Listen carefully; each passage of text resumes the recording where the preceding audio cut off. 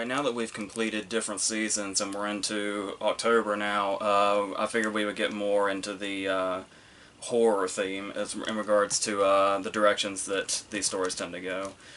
So we're going to do a part of Four Past Midnight and then go all the way through Full Dark No Stars and then end on the other one we're going to do out of Four Past Midnight. And we're going to, I guess, just do these in the order that they're in the books, apart from the breaking them up like that. So, the first story in Four Past Midnight is The Langoliers, which is a story that I first heard about when Secret Window, the second movie in Four Past Midnight, and the last movie we're going to talk about in this little series, is when that came out, I got a copy of Four Past Midnight, and at that time I didn't realize that The Langoliers was also a miniseries in the same way as It, or The Stand, or The Tommyknockers, and all those others that came out before it.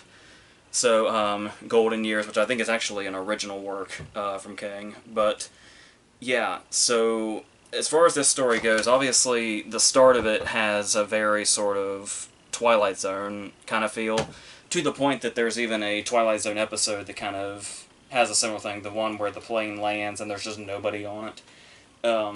And I imagine there's some sort of inspiration there on top of probably the episode, the Shatner episode, of The Twilight Zone, where the gremlin's on the wing, especially since Dean Stockwell in particular in this movie seems to have taken some acting skills from Shatner, some cues, if you will.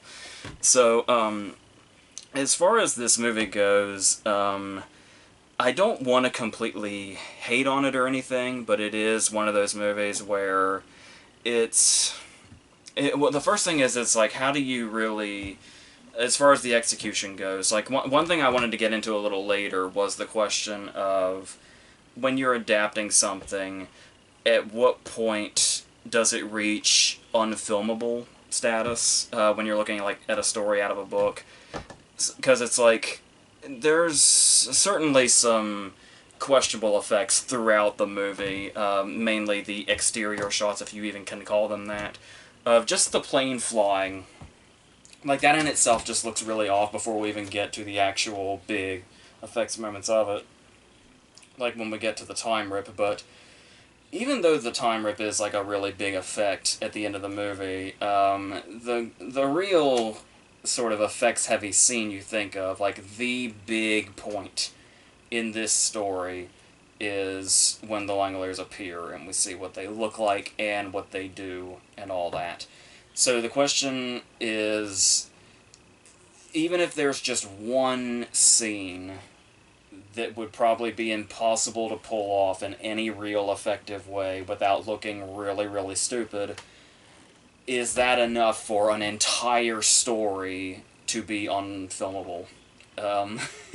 Because it's because the thing about King, and obviously his notorious affinity for not-so-great endings, which isn't always the case, but whenever somebody says that about King, The Langoliers is the first thing I think of. At least as far as, because technically The Langoliers appearing isn't even really much the climax. There's still a decent chunk of the story left because they have to get back after that, but I imagine if you asked somebody what the climax of The Langoliers was, they would say when the Langoliers appear, even though there's quite a bit of the story left, and the movie itself has like 45 to 50 minutes left. So, about that, as far as its length goes, and translating this story in that sense, I do think there is something that, because there's a performance here, obviously, we have to talk about. Despite the array of actors in this, both notable and recognizable, and the ones that I don't really remember seeing much, if at all, after this, for clear reasons when you watch this, but in regards to that, there is the idea of translating this particular story, especially into a 3-hour miniseries, and it's like, it's really, really compelling on the page, because there's this really great mystery quality to it, especially with the way he sets up some of it. Like, when we meet Melanie Trevor, I think is the flight attendant's name, and she's there with the captain, and she's doing her thing, and then she just walks away and goes back to whatever she's doing. And King ends that part of the chapter with, and he never saw Melanie Trevor again. And it's like, okay, let's see where this is going. And then, yeah, throughout the whole thing, he just puts us in these places where it's like, we never quite know what it is. And I've heard this thing before about how when King writes, he doesn't have endings in mind, which is usually why they end up coming out so clumsy. And this is a case where I could see that happening also, where there's so many intriguing setups and so many different directions we could go, and so many unpredictable moments and unpredictable characters. One character in particular here, as far as the unpredictability goes. But it's... as far as translating that to not just a movie, but a TV movie. Because like we were talking about with the effects, you've got a TV budget also. So there's only so much you can do, but you've got a talented director behind the camera. Tom Holland, not to be confused with the Spider-Man actor, but the director of, like, the original Child's Play and Fright Night. I mean, so clearly this guy knows what he's doing. But the thing about, you know, using, like, Child's Play and Fright Night as examples is those also kind of had, like, a dark comedy vibe to them also. So the question might be, yeah, translating this story, silliness is inevitable at some point. So it's like, is there going to be some sort of dark humor to it, maybe, that we've seen in Tom Holland's other movies before? And the fact that it's so hard to identify for sure makes me think the movie is more or less trying to be straight-faced. And I don't know if that's the way it could go. Because there is a bit of self-awareness, it feels like, in Bob, the Dean Stockwell character, the mystery writer, that's trying to figure everything out. And it's like, there is something there about the fact that he's basically a character that feels like this is a character that feels like he's in this sort of, from this sort of fictional, you know, mystery book world, but there's almost like an irony to the fact that that's what the character does, is he writes mystery novels, even though he seems like he'd be a character in one of those. So I feel like there's something there, like a self-awareness there, that could have been, if that kind of thing had been more prominent throughout this whole thing, the movie might have turned out differently, because that's the thing about it being an adaptation, is it more or less works being straight-faced on the page. But when you actually have to have physical people saying the things that are in this story, suddenly it gets very, very dopey very fast. Unless the actors can pull it off. And this is a case where it's like, either the actors are going to embrace it, or they're not. And for the most part, we've got some really not so great performances here, particularly from, like, the teen characters, where there's a lot of cases in this story, especially once they're at, like, the airport, and there's a lot of cases where there's a sense of urgency, but you don't really get that vibe because of the way the actors say the lines and do the scenes and all that. Where it's a clear case of there probably was a way to pull off some of the crazy shit that happens here with a different execution, but bad actors can really, like, do in something like this, almost single-handedly. Because, like I said, you've got the self-awareness, you know, angle of Dean Stockwell, but then you've got what Bronson Pinchot is doing, which is the performance of the movie. You can say that as a good thing or a bad thing. It really depends. What I think is actually great about what Bronson Pinchot does here is what I was saying about translating what's on the page and it being intriguing on the page, especially with, like, every new page that you turn and the way the chapters are separated. Just leaves you in that little bit of suspense, like, what could possibly be around the corner, I just don't know anymore. When you see it translated to this TV movie, it's really easy to have stretches of dullness. Even though the dialogue is pretty much taken almost word for word, there is something about the way it flows on the page and the way you can imagine it in your mind and being said by these characters that you're conjuring in your own mind, versus seeing them actually in person as living beings doing this. And there's just something that just really there's just a real dullness to it. And like I said, and it kind of waters down the mystery aspect of it a little bit also, because you remember reading the story and you're like, you seriously can't wait to see what's going to be on the next page, regardless of how silly. And yes, sometimes it does feel like King didn't really have a plan. Like he was, you can almost see him coming up with shit as he had, even King writing it, you feel like had no idea what was going to be on the next page. And in certain stories, that can be really exciting.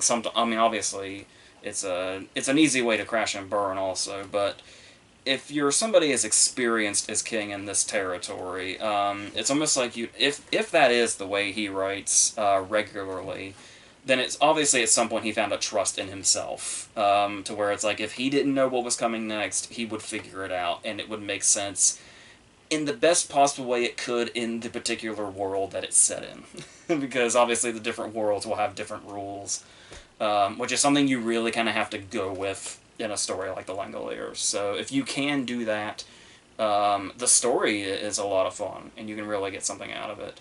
But like I said, as far as translating it to a movie goes, it does feel like we get a lot of stretches of dullness, which I think is why the Bronson Pinchot performance works, because with this kind of material, and I was talking about how it's, playing it straight-faced, it seems, you've got to have some level of camp going into this for the balance. Otherwise, you're just going to have, this really, crazy shit happening, but yet in the dullest of ways.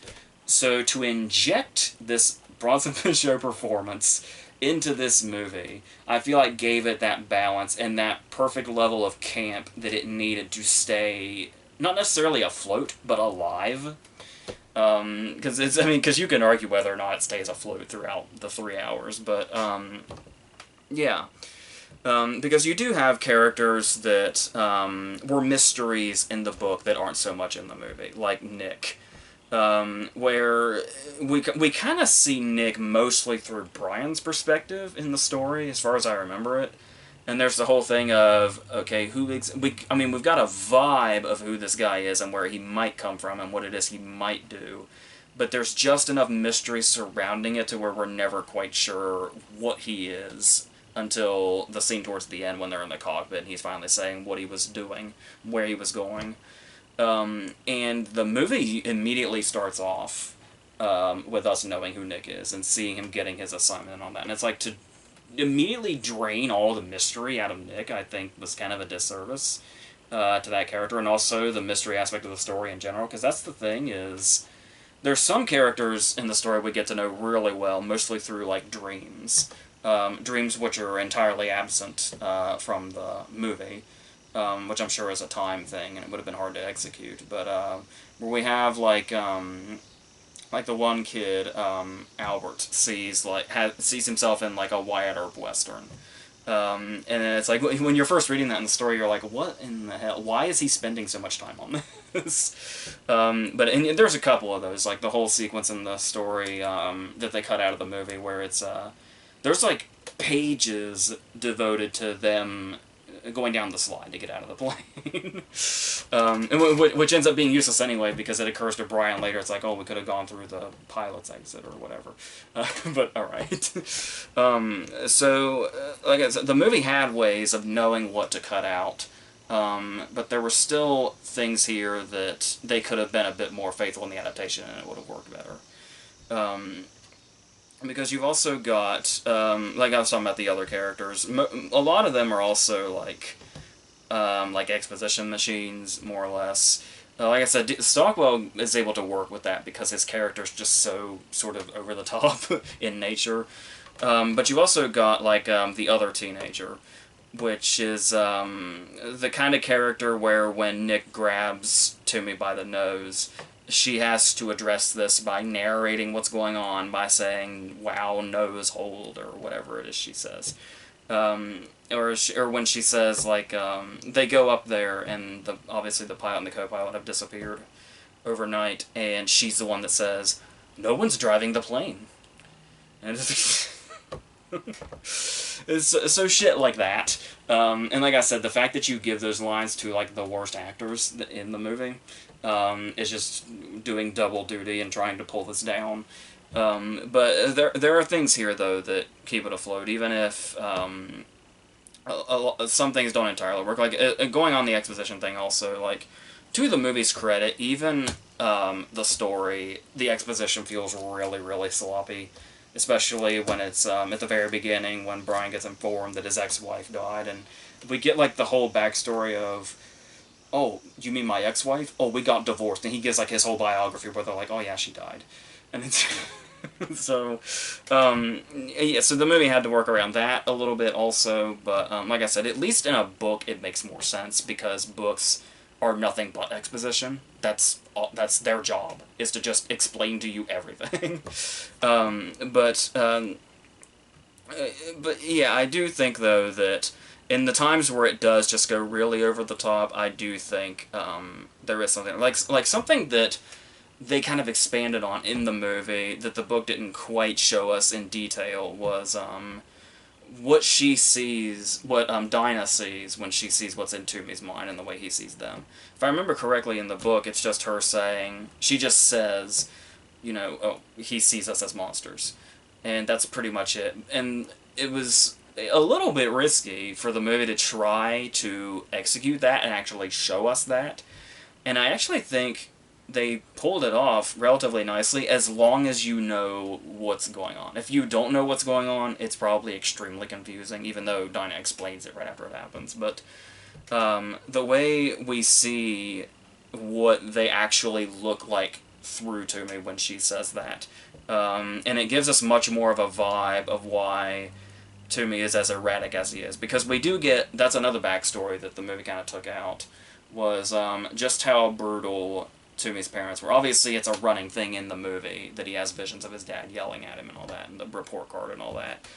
But one piece of his backstory the movie didn't go into, which is probably the most traumatizing, is that his, if I'm remembering this correctly, when he would celebrate his birthday, when he was celebrating his birthday as a child, his mother would put matches between his toes and light them until they just went down all the way. And it's like, with stuff like that, it's easy to, and you get more backstory like that. Toomey doesn't seem as much of a one-dimensional psycho character. Though honestly, and it's a big cliche, like it really is. But I actually kind of love the trope of having this totally, like, sort of supernatural type situation. Something that's out of everybody's control, and that's the main conflicting situation.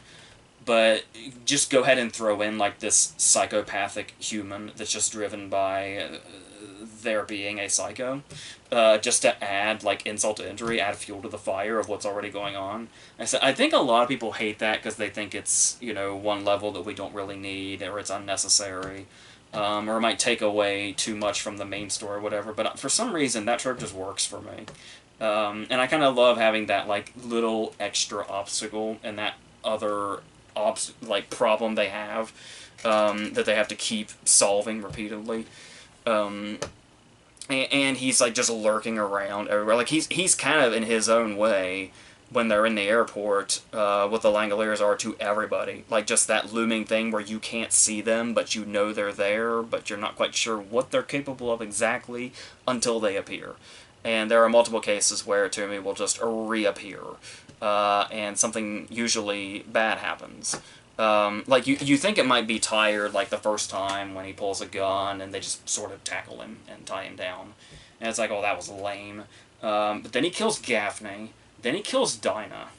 And that was that's one of those things where I'm really surprised the TV movie went for it. Sort of like the way the kid in Cujo, the movie Let Him Live.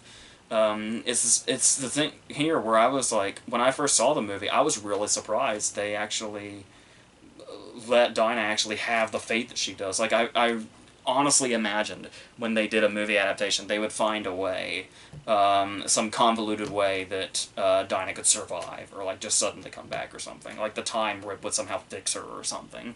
So I'm really glad that they actually kept that. And it's, I mean, it's kind of a downer when you realize the happy ending and they're all at the airport and they run off and they do their freeze frame, and it's like, so who's going to tell somebody that there's a dead kid on that plane? I don't know. I don't know exactly what the plane's fate is when time caught up. Like, if it's even still, like, I'm sure people will claim to have an explanation for that, but King never went into it, the movie never goes into it, so it's hard to tell. Like I said, there's times where you can tell. It almost feels like King wings it in his stories. But I actually feel like that works more in his favor than against it, even though it seems like a very sort of reckless way to go about it, especially when you can tell. But yeah, for the most part, as far as like building a mystery, which is a large portion of the story, that sort of aspect of it works. As the story goes. There's a couple of things in the story that are more eerie now than they would have been ever before. Before these past couple of months. When you're reading 4 Past Midnight and you're reading the Langoliers, there's a couple of things mentioned that are, if I remember correctly, pretty close together, like only pages apart. There is a moment when they're talking about what's going on, and one of the characters says, "Oh my god, this is like an airport movie, like those ones with Wilford Brimley and Olivia de Havilland." And as you'll know, this year, just like a month or two ago, Olivia de Havilland and Wilford Brimley died less than a week apart. And then shortly after that, Nick is talking to Brian, and he says something about having survived a blast in Beirut. Which also was right around that time we lost Wilford Brimley and Olivia de Havilland. So, yeah, that's a little eerie, especially since this movie is about time travel. Or this movie or story is about time travel. Those things are only mentioned in the story, but still, yeah. So, and there's things here that do work that you would think wouldn't translate or be adaptable, that the movie does try to do, like the sound, like when they yell in the airport and there's no echo, or what her shoes sound like on the runway, and it's, yeah, I do think it's something that's much better in story form, in book form, text form, I guess you could say, where it's, I don't know. Like I said, there's a lot of things in here that are really hard to capture, especially with them being on a TV budget. But that's just what they have to work with, and like I said, it's a real debate as to whether how much is too much in regards to being unfilmable or not. But there are some things that maybe the movie got a little too caught up in being, like I said, more of a trope than necessarily expanding on it in a particular way, or going into it, because all the stuff with Toomey is in the movie. Like we see, that, he's all out of whack because his dad told him about the Langoliers, and, if you do this one thing wrong or you hold back in any way, you become lazy in any sense whatsoever, you're going to be eaten alive by these monsters or whatever. And by the time he's gotten to adulthood, it has literally driven him crazy. And it is in his psyche forever now. But there is something about the Toomey character that really is kind of profound in a way, where the fact that, according to the story that Toomey knows, it's if you even stop in life for even a split second, and if you're not contributing to society or whatever, that you are obsolete and should be eaten alive, and should disappear because you are useless.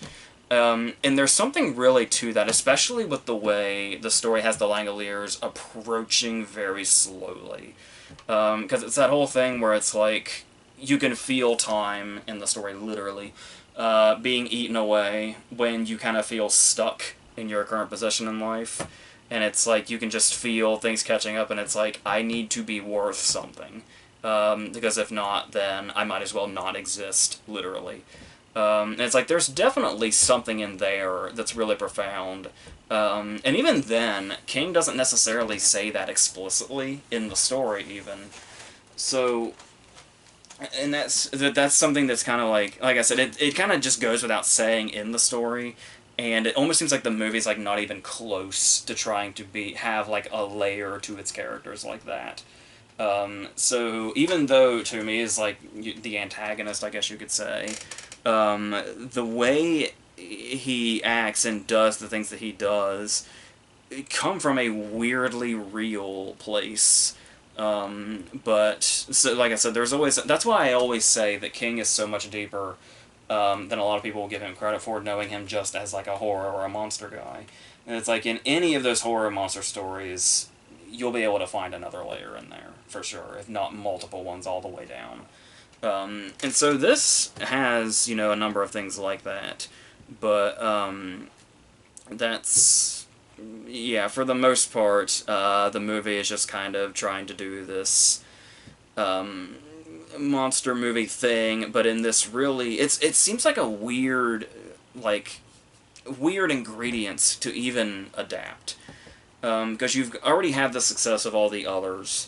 So it's like, when you do this, you know how big of an audience you're going to have, and it's like, I guess they were really banking on the mystery aspect being really intriguing, but like I said, a lot of that is lost in the actors' performances alone, let alone the execution in general, but, and a lot of build-up for something that, when the payoff gets here, was, to their credit, a risk, but not one they could really pull off. And I mean, it's like, it's one thing what the Langoliers look like, but you've already prefaced this with those shots of Toomey running across the runway, as if his arms are not, I don't know what I don't know why Toomey's running like that, and if we're supposed to take it seriously or not. I think there's like no real clues in here that tell me this wasn't being totally straight-faced, except maybe Dean Stockwell being self-aware. That's about it. Like I said, they add a camp factor to Toomey through Pinchot's performance, but I think it's still supposed to be taken seriously, so I don't know. It's a mess, really. But, yeah, so overall, I do like the story quite a bit. And the thing is it's hard to immediately just criticize every layer of the movie, because it is like, when you look at the idea phase of using the Langoliers as a starting point to make another miniseries, was that one really the best call? Because there's a lot here that's lost in translation, or you can even translate it directly, and yet it still just doesn't have that impact on the screen that it does on the page. So, yeah, that was a risky call, and they tried for sure, but I can't express enough, though. If they had just found stronger actors, particularly for the teenagers, if it would have been stronger, or the school teacher character even that's looking after Dinah, that needed a stronger performance for sure.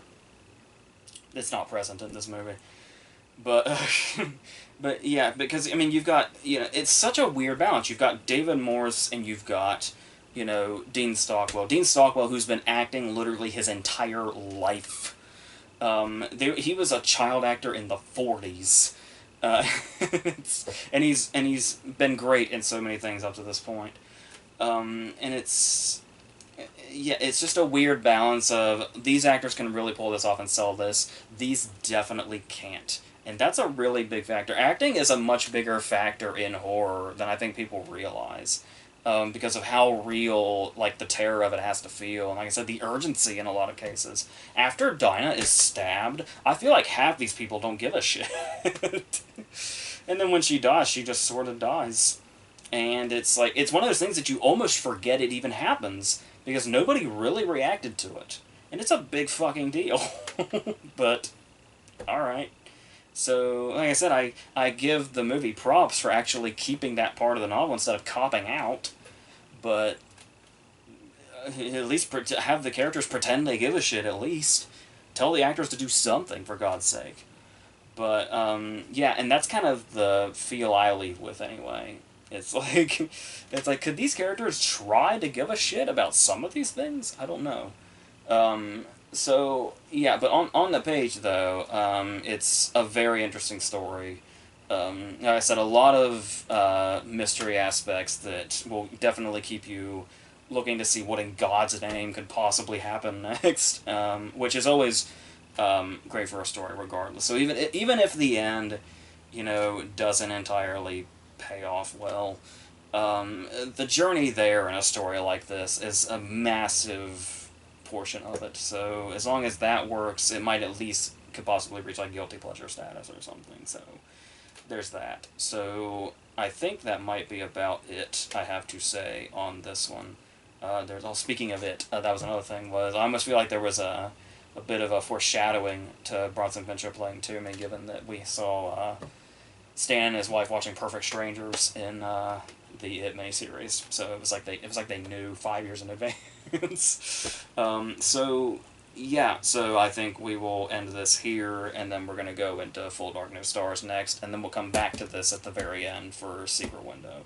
And Secret Window I'll be doing with my brother, as I mentioned in the Shawshank video. So until that, I think that's it